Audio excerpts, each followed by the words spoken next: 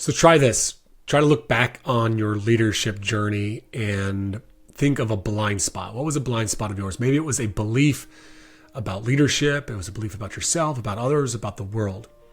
And maybe it was a blind spot to the way you did something because of that belief. It was a behavior or a habit of yours.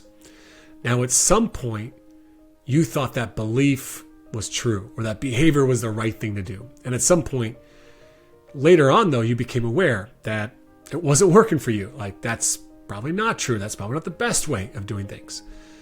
For me, the one I probably referenced the most this podcast was just as a coach was my sideline behavior, the yelling, the screaming. Like, I was unaware of how effective it was long-term in creating the intrinsically motivated culture I was working to create, and how ineffective it was with some of the relationships that I was trying to build.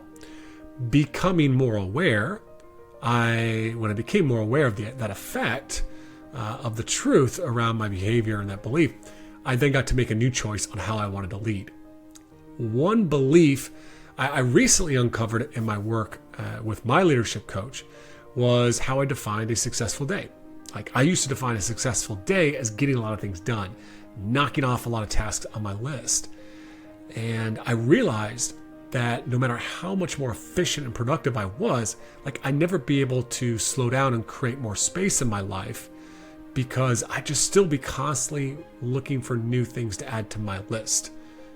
And because of that definition of success, right? Like, getting as many things done is a successful day.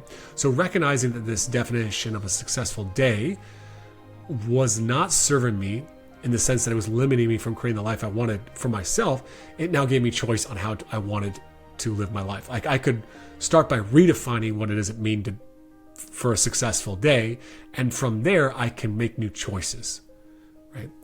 Now, when we think about growing as a leader, I think we too often think about adding new information or building new skills. And that is definitely part of the leadership journey, right? Reading books on, new habits, those types of things, they can be really, really valuable. Skill building is great.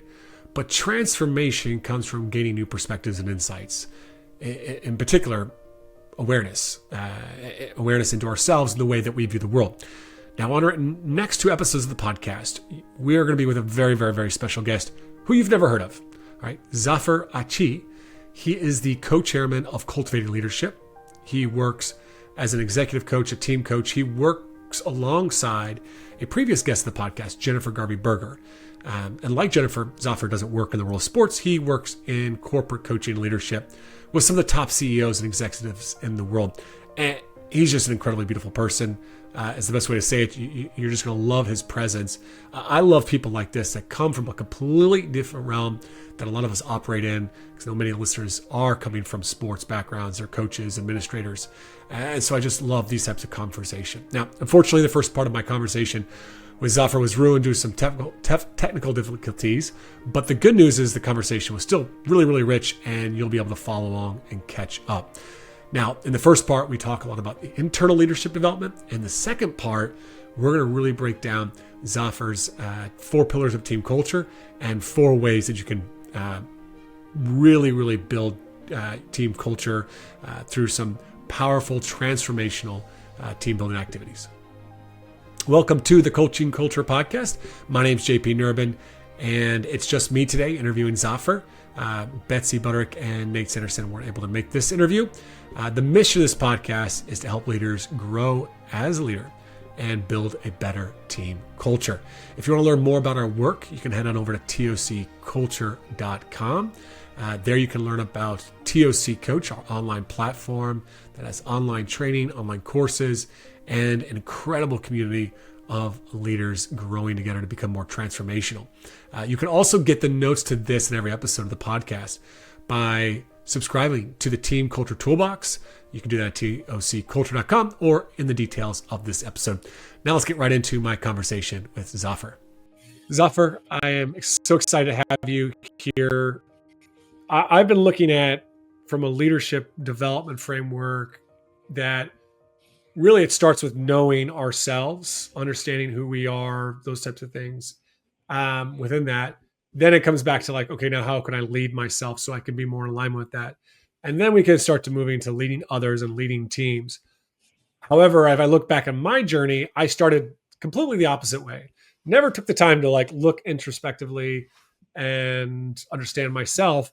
I just moved to, okay, how do I lead the team? How do I get people to do what it is I want them to do? And then if I had problems, I might go lead an individual and go to that problem. Well, you're not doing what we asked everybody else to do. So what's going on with you? Right. I was completely backwards in my approach. I don't know if that resonates, but I was leading small teams from a very technical expert perspective. Like I gave them the right tools, I asked the right questions, I intervened in the right technical ways. But my teams, when I received feedback, my teams typically said, we don't know who he is. Like we have no idea. He's smart, he's kind, and we have no idea what he stands for, who he is, etc. And that feedback used to puzzle me. It's like, what do you mean? Like I'm being as transparent as I can and giving you everything I know. But that's not what creates a sense of trust or connection. It's not that you are sharing everything you know. It's actually you're sharing who you are. And I didn't know what to do that because I didn't know who I was. Or I had this very schematic, simplified concept of who I should be in order to be able to deal with the world. Yes, that makes sense. You're trying to share a simple version of us. And I think that that's probably even more common than ever now with like things like social media and things like that. If we want to show the world, whether it's within social media or even to our teams, like just this very simple version of us, rather than it's hard to do the work to understand ourselves, to then be able to communicate that and what we, like you said, what we stand for. No, I really appreciate that. And I don't know how it is for you, but for me, when I was projecting this version of myself that was all clean, etc., I actually convinced myself that this is genuinely who I was. Like it has it's not only that I was fooling the outside world, I was actually fooling myself. Yeah, I don't even think I ever took the time to reflect on like what version I want to present. I just wasn't so full on. My ADHD was rare, and I was just, this is who I am, right? I think, and I just had this strong belief of like, well, I'm this passionate, fiery guy that's just going to yell and scream and give everything he has to it. And at the end of the day, that worked for me some of the time. In some ways, it got some results, but like yourself, you kind of hit this midlife crisis, and it's like, oh, that's not really not working for me at all. Or for others, like it's the way that I'm showing up is not working for others. It's not working for me at the end of the day. How do you now in the second half or these last 15 years, how are you helping leaders in their teams? What's changed in that type of work that you're doing with them? So it took me 10 years to go from this realization that there was more to be aware of, more to regulate, more ways, more perspectives possible in how to engage with the world.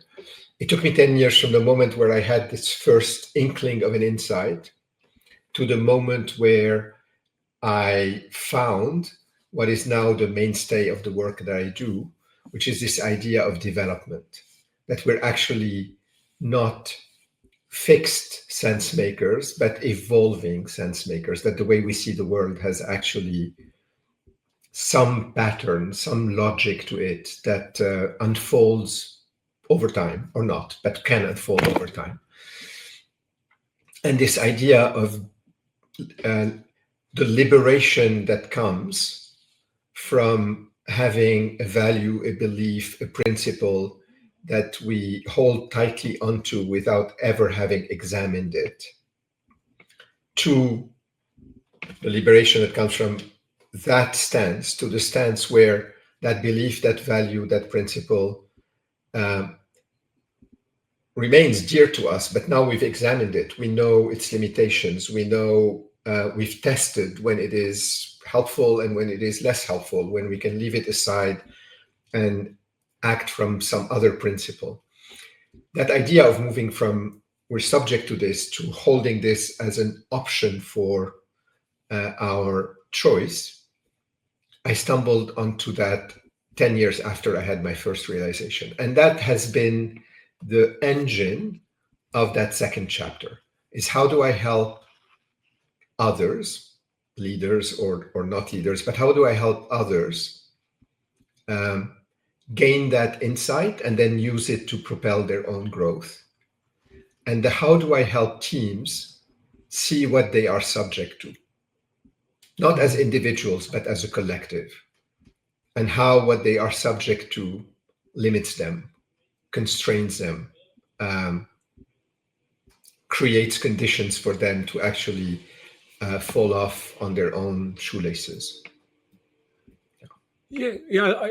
And when you do this work around helping people to recognize what they're subject to, how is that different than, or maybe it's the same, of helping people identify their blind spots? I think blind spots is a common word that people might use of like, oh, I don't see that part about me, or I annoy people when I do this, or, like I'm, too aggressive or angry as a leader. Like, how is that? How is this type of work different? Or is it maybe the same? Do you find it very similar to helping people identify blind spots or teams?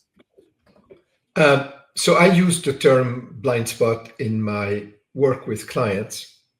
And in the way I use it, we all have different definitions for things. In the way I use it, a blind spot is part of what a particular client might be subject to, but it's not the totality of what they're subject to. There might be things that are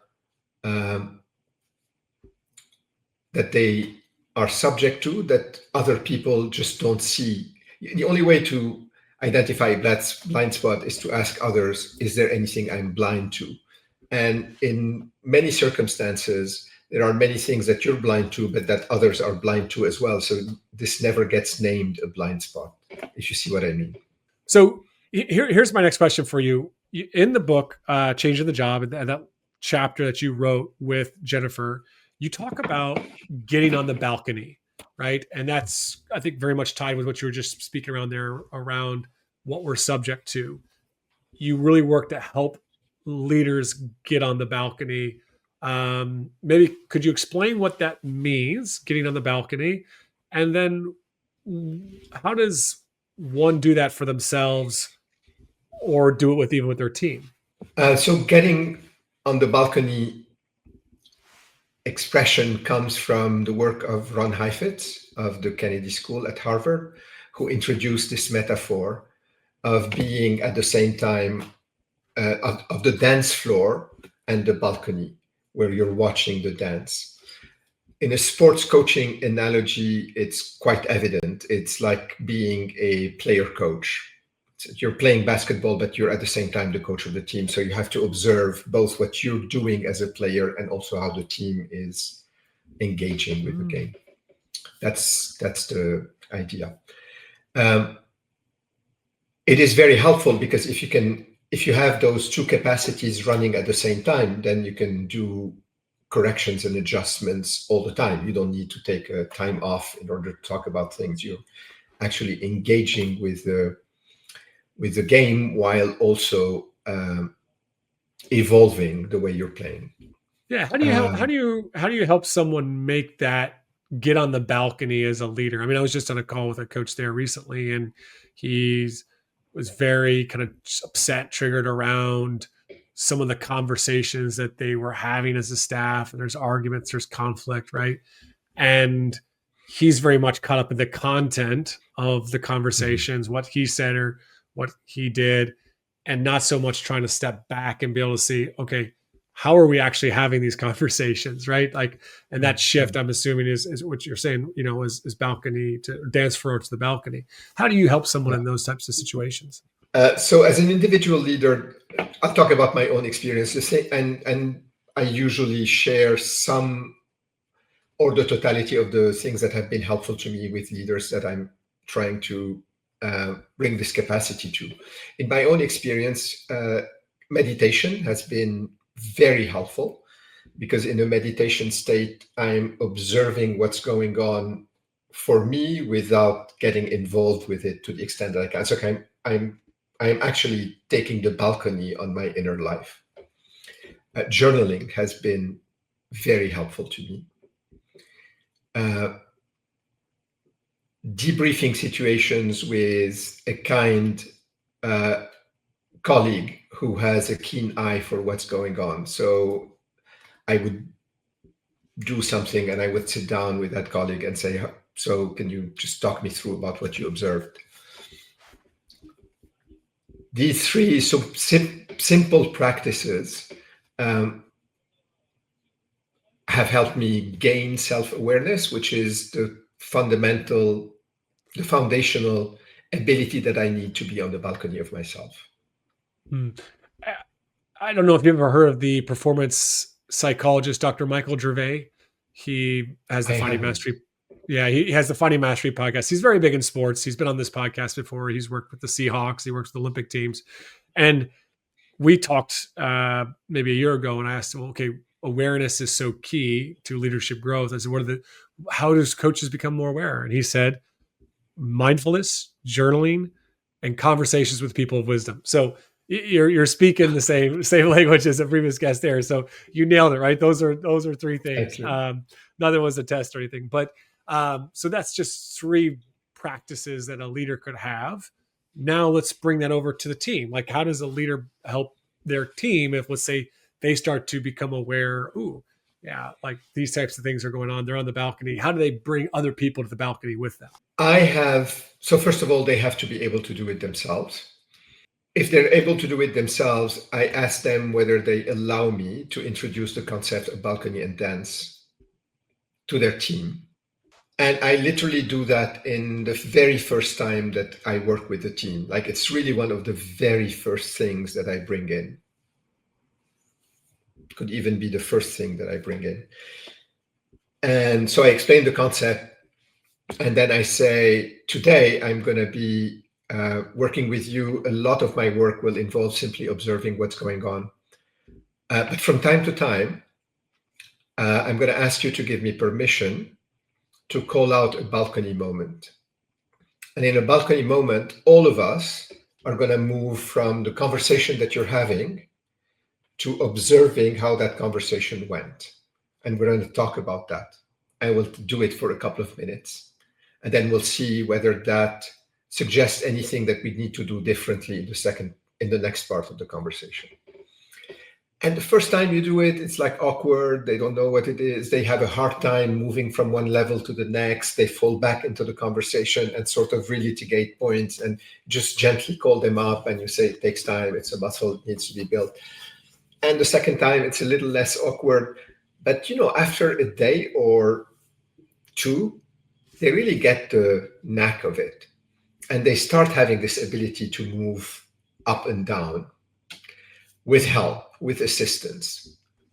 It takes many months of team interventions of this type for them to then embrace the necessity of doing this and doing it on their own without the coach being present.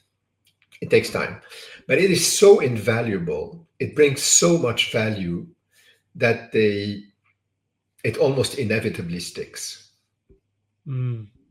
It seems like it's kind of like a group mindfulness practice. It's like, let's freeze frame. Like we're in a heated conversation, or we're feeling like, even just like if a sports coach would do this with a team, like, hey, okay, I get it. We're upset. We just lost.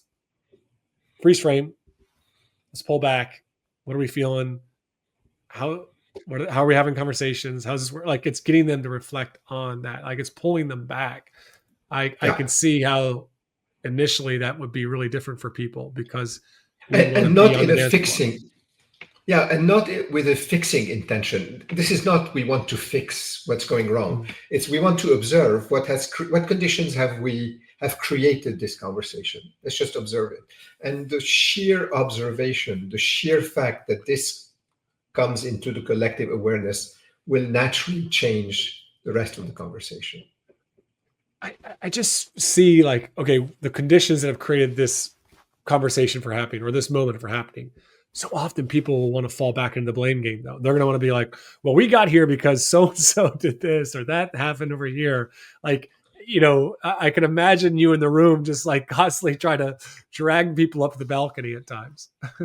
Yeah. It is an effortful thing in the in the early few times. Mm. And when teams are able to get on the balcony, they get better at it. You said, what's the real benefit? Like, why get off the dance floor? Like some people maybe, oh, I want to stay on the dance floor. I don't want to get on the balcony. But like, what are you seeing as the benefit? You said 15 years ago your results weren't there. Now you're starting to see better results in this type of work. You know, what is the impact of what you're seeing? Well, at a minimum, even well-functioning teams usually have quite a margin between how well they're doing, even if they're doing well, and how well they could do if they really built on the collective strength, the diversity of perspective, the complementarity between team members. So at the very least, the minimum gain is notch up how much of their potential they're capturing. But for most teams, it is much more than that. There is considerable pain in the way they operate day to day. And that pain takes many forms, but one of the forms it takes is they really don't know what they're talking about, how each one of them makes sense of things. So they're talking past each other. As they talk past each other, each one of them feels unheard, unappreciated, unseen, develops resentment about that. Those resentment become sort of scar tissue on the team dynamics. This scar tissue gets triggered, activated, itchy, faster and faster, sooner and sooner in their meeting. So they stumble on each other, they fight with each other, and the meeting themselves become undesirable, unattractive, perfunctory, and most of the decision making happens in pre-meetings and post-meetings that are some form of gossipy working around the fact our dysfunction. That's the more habitual, some version of that is the more habitual state in which I see teams function. Mm. And there's something in that I think connects to something you actually shared in the chapter, you know, which is called metabolizing difficulty in development, using the weight of seeing to create superb teams. In that chapter, you kind of talk about how teams actually provide a great environment for our development, for our own development. And I think you're kind of connecting that back to there. Like there's like these types of opportunities. They're not just about creating great teams, they're actually about developing the people within the teams. Am I right in that? Yeah, that's thank you for highlighting this, JP. This is really an important point. I think we know that relationships are the fulcrum of our development.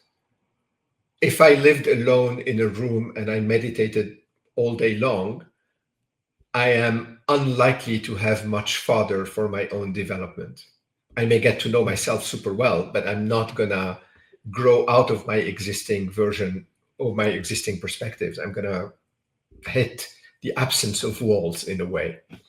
And so it's only in my relationship with you that I can see my own biases, my own limitations, my own shortcomings, my own unexamined beliefs. In a team context, I get that multiplied by 10. Instead of having just a single mirror, I have 10 different mirrors, each with an angle. And so if I am mindful enough to use the team environment as a way of seeing myself much more clearly, I get turbocharged feedback. I get a lot more opportunity to notice what's catching me and work on it. That's what I mean by teams are an accelerator of development. Yeah, when they're structured in the right way, I would think, because like you mentioned earlier, you know, the 3 ways to maybe start to get on the balcony yourself: mindfulness journaling, and like kind of, you know, conversations with people that can help provide perspective, right? Well, I could have that, you know, conversation with a friend, but they could just root me more in my own perspective, just like I could be in a team that is more of an echo chamber, or maybe there are people of different perspectives, but I just just wall up, right? Yeah. Like, so it's about having Yeah. better conversations that leads to this growth. Yes. Having better conversation, having more vulnerability, more psychological safety, which allows vulnerability, which allows discovery, which allows the courage to work on what you're discovering. Teams can be a great context for that. All right, that's it for today's interview with Zafer. Next episode, we'll be back to unpack team culture. Here, you're talking to someone who's got 30 years experience in the corporate space on building team culture, on building trust, on helping teams to learn through failure. It is going to be an absolute dynamite episode. I've actually listened back to part 2, I think 2 or 3 times at this stage now, because I just got so much out of this conversation. And I was taking a lot of notes myself. So be sure to subscribe to the Team Culture Toolbox. Also, if you found today's episode valuable, please share it with other people out there. That's the number one thing you can do for us, as well as leave us a review. It takes like 5 seconds to do that. That's a great way to support the podcast.